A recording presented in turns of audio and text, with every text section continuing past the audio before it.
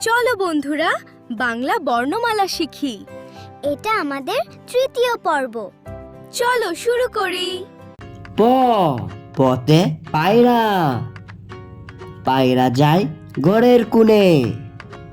ফ ফতে ফুল, ফুল ফুটে বাগানে। ব বতে বল, বল দিয়ে আমরা খেলা করি। বহ বহতে ভাল্লুক, ভাল্লুক হাঁটে বনের পথে। ম মতে মাছ, মাছ নদীতে সাঁতার কাটে। অন্তর্য অতে যজ্ঞ, ঋষি মশাই যজ্ঞ করে।